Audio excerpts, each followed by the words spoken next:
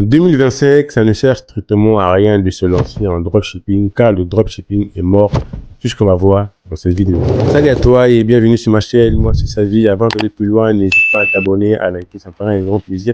Et surtout, ça donne toujours de la force. Les gars, franchement, si vous voulez vous lancer dans le e-commerce, ça ne sert strictement à rien de vous lancer en dropshipping. Pour ceux qui savent pas c'est quoi le dropshipping, c'est tout simplement le fait de vendre un produit sans avoir le stock. Il y a plusieurs manières de faire le dropshipping. Tu peux soit passer par les marketplaces, c'est-à-dire tu peux ouvrir une boutique sur eBay et te sourcer sur Amazon. Tu trouves un produit gagnant qui coûte 10 € sur Amazon, tu vas le revendre peut-être à 20 € sur eBay. Et dès qu'on t'achète le produit, tu vas sur Amazon, c'est Amazon qui va vraiment gérer l'expédition. Pourquoi ces stratégies ne fonctionnent plus? Parce que il n'y a pas vraiment trop de restrictions. Beaucoup de gens se lancent avec ces stratégies, ce qui fait que il y a beaucoup plus de gens qui le font.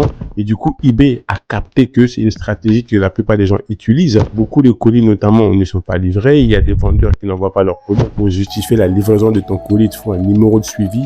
Et quand Amazon livre tes colis à tes clients qui vont acheter tes produits sur eBay, en fait, les numéros de suivi Amazon ne sont pas lisibles sur eBay. Quand tu mettras ce numéro de suivi, qu'est-ce qui va se passer? eBay va capter que tu fais du dropshipping, ils vont bloquer ton compte. Même si sur eBay, tu peux valider les commandes sans les numéros de suivi, à un moment donné, quand tu auras un litige, ton client va dire qu'il n'a pas été livré, tu ne pourras pas justifier et tu vas perdre de l'argent. Voilà pourquoi cette stratégie n'est plus d'actualité. L'autre stratégie que la plupart des gens utilisent, c'est tout simplement ouvrir un site internet sur Shopify et trouver un produit gagnant sur AliExpress, voir d'autres sites et laisser en tout cas le fournisseur gérer l'expédition. Cette stratégie, elle est morte parce que tout simplement, tout le monde connaît maintenant cette stratégie-là. La plupart des gens savent que quand ils commandent un produit, ça vient de Chine. En plus de ça, personne ne connaît ta boutique, personne ne te connaît, tu es obligé de faire la publicité. Donc, ça crée une manque de confiance par rapport à tes clients. Cette stratégie aussi, elle n'est plus d'actualité. Ça marchait bien d'ailleurs dans les années peut-être aller en 2017, 2016. Mais après le Covid, tout le monde s'est intéressé au e-commerce.